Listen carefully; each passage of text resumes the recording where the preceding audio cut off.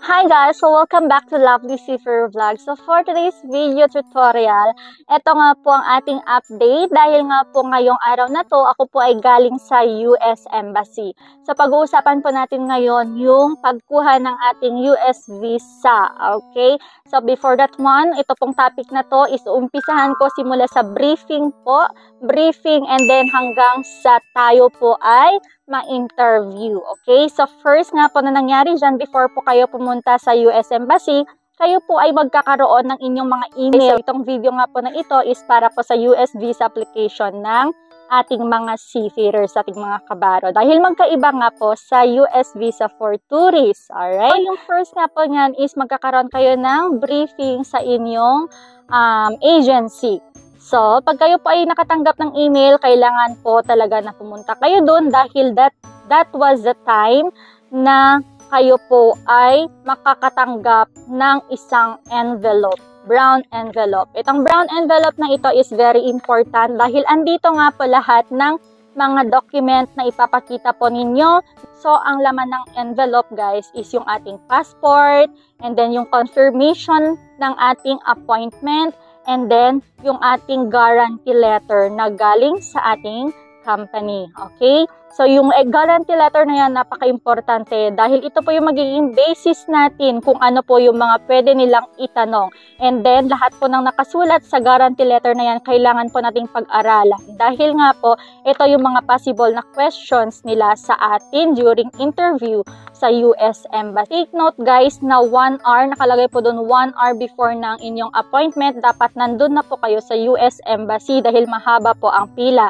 So ako, pumunta ako ng mga 1 hour and 40 minutes before ng aking appointment, andun na ako dahil nga po takot ako malate. I-consider nyo na sa Manila talagang matraffic. So, kung pwede, okay lang na 2 hours guys, mag-antay kayo doon, okay lang. Kasi nga po ang nangyari, hindi pa 1 p.m. 1 p.m. po ang appointment namin. Hindi pa 1 p.m. nasa loob na kami.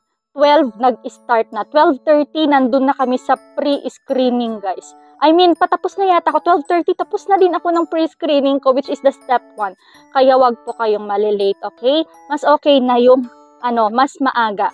Then, before po tayo pumunta doon, please wear formal attire. So, sa mga babae, pwede po kayo magsuot ng ganito as long as meron po siyang collar. Pwede din po kayong gumamit na yung short lang siya, short lang yung sleeve niya, yung polo short lang, basta meron siyang collar. Ganon din po sa lalaki. Pwede kayong mag-formal na naka-long sleeve or di kaya polo shirt.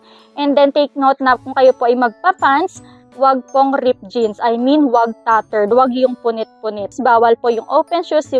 Ladies, you can wear your sandals, like yung high heels and everything. Pwede din po kayong mag-close shoes like rubber shoes. Okay? So, yun po guys yung isusuot natin. Sa mga babae, baka tatanong, dapat ba nakapusod, nakalugay? Okay lang po kahit nakalugay, basta maayos kayong tingnan. Basta presentable tingnan. Then after that one, pipila po kayo dun sa labas. Meron pong mag-guide sa inyo na itatanong kung may confirmation letter kayo. Okay, so ang ipapakita nyo is yung confirmation letter. Kalakip mismo, as in, andito lahat sa brown envelope na ibibigay po ng inyong agency. So, kung ano yung mga nandito, yun lang po yung dadalhin nyo. Huwag na po kayo magdala ng cellphone dahil bawal po iyan. So, tatanong nyo, paano din yun? Paano ko dadalhin yung phone ko? Hindi ko alam yung ganito.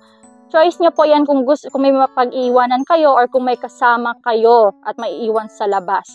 Pero kung mag-isa mo at gusto mo talagang iwan, pwede mo pong iwan dun sa labas. Kaso nga lang, nakakatakot, hindi mo sila kakilala. Mahirap magtiwala, di ba? Dahil di natin kakilala.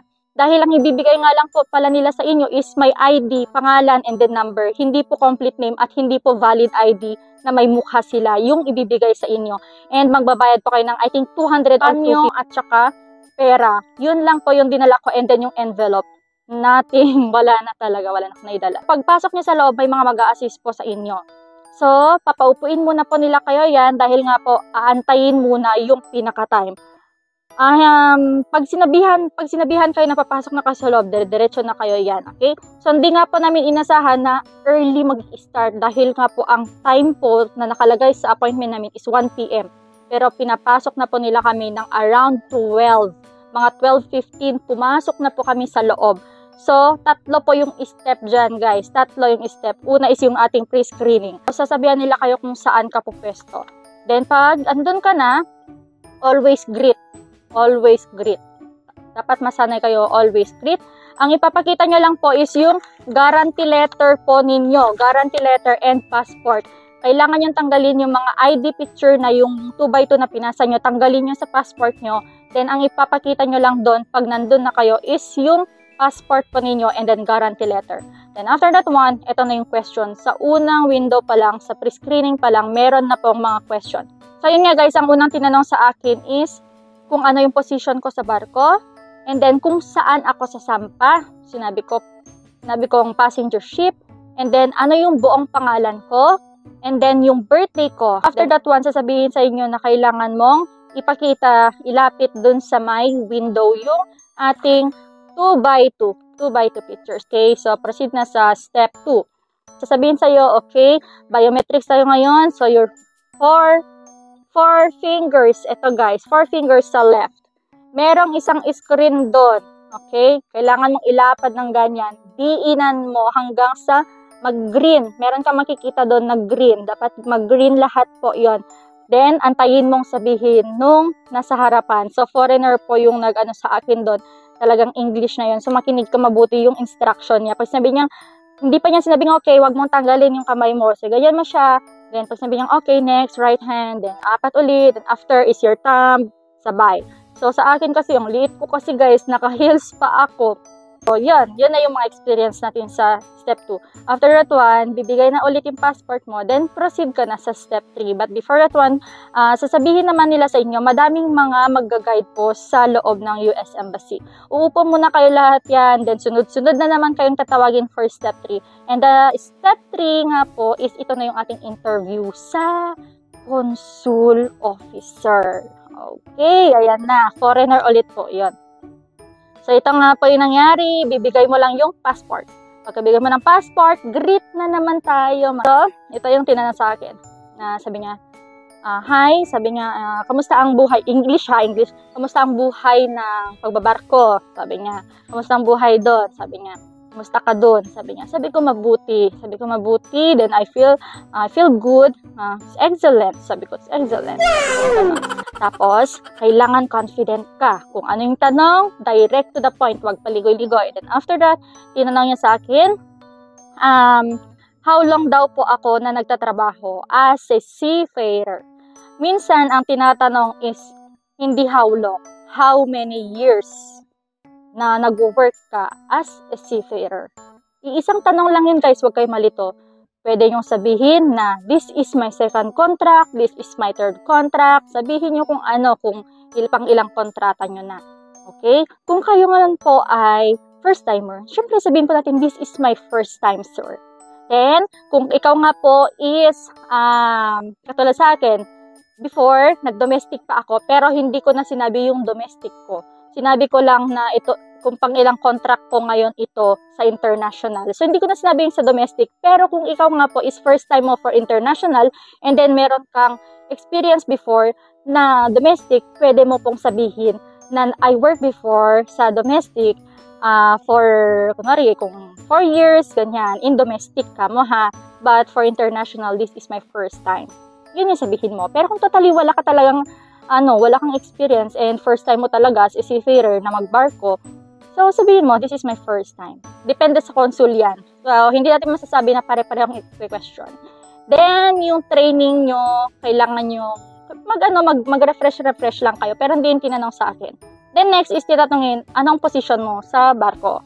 So, sinagot ko lang siya kung anong position ko, then, hindi niya na tinanong kung anong duties and responsibilities ko doon. Pero yung mga iba, tinanong niya ng ganon. Ano yung trabaho mo sa barko? Then, anong mga ginagawa mo doon? Yun yung mga sumunod na question niya. Sa akin, tinanong niya lang position ko. So, yung last na tinanong niya guys is, what kind of ship daw yung sasampahan ko? So, sinabi ko, it's a cruise ship, it's a passenger ship. Sabi niya, okay, your visa is approved. Sabi niya, so, yun na, tapos na guys. Yun lang yung tinanong sa akin.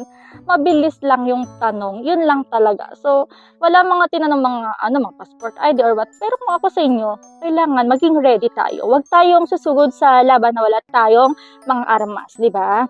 So, yan po. Pwede niya pong itanong din yan, guys. So, i-review nyo yung inyong guarantee letter. Kasi pwede po nila talagang itanong yan kung anong port kayo. Then, kung kailan ka sasampa, kung anong vessel yung sasampahan mo, andyan yung pangalan ng barko, mga ganyan ba. Minsan din daw, sa mga ibang seafarer, tinatanong kung sino magbabayad ng ganito mo, ng visa mo, sinong mag-ano sa'yo, mga ganon. Pero sa amin, wala akong narinig na ganon. Pero ito guys, ulitin ko ha, huwag nyong sabihin na madali lang. Sa akin siguro okay, kasi yun lang yung naitanong. Pero depende nga po sa consul officer yan. Depende po yan sa magtatanong sa inyo. Dahil iba-iba po. Then, mayroon pa akong narinig doon sa kabila, tinanong kung ano mga ginagawa niya, mga ganito, ganyan. And then, ito nga po yung nakakasad. Dahil nga po, before ako, merong isang babae dun sa harap, then lalaki, then ako, pangatlo ako, na-denied siya, guys. Hindi na-approve yung visa niya. So, napaupo lang siya dun. So, ayun, umupo lang siya dun, nag-antay. Kaya nagtinginan kami ng mga kasi pila-pila, nagtinginan kami, Allah, na-deny yung isa. Yung una, yung mga nauna, puro approve. Tapos nung nung babae, yun, nakasagot naman siya, pero siguro meron siyang mali na isagot na magkaiba. Kaya dapat, please lang, review nyo na lang, guys. I-review nyo yung mga i-review nyo yung binigay sa inyo na copy ng agency. Kasi andun naman po lahat-lahat. And then, meron pa po na meron kayong parang kodigo, may guidelines kayo, nakalagay naman po dito na yung mga possible na question. For example, ito guys, wait lang ha, babasahin ko. Ito yung mga possible na question. Details sa letter of guarantee, and then yung duties and responsibilities po natin sa current na position natin, yung mga previous work mo before. Then, on-board experience mo, pwedeng tanong yan sa personal details mo, like tapos, tatanong pa nila sa inyo kung ano yung status mo, kung single, ganyan. So, sa first pala guys, sa first window, sa step 1, tinanong din nila sa akin yung status ko. Itatanong din nila sa inyo yung countries traveled for the past 5 years. Okay? So, kailangan sabihin mo yun kung tinanong lang naman. And then, yung mga first-timer, pwede po nilang itanong sa inyo, yung mga new crew members, yung mga trainings po na gawa na take mo. Okay?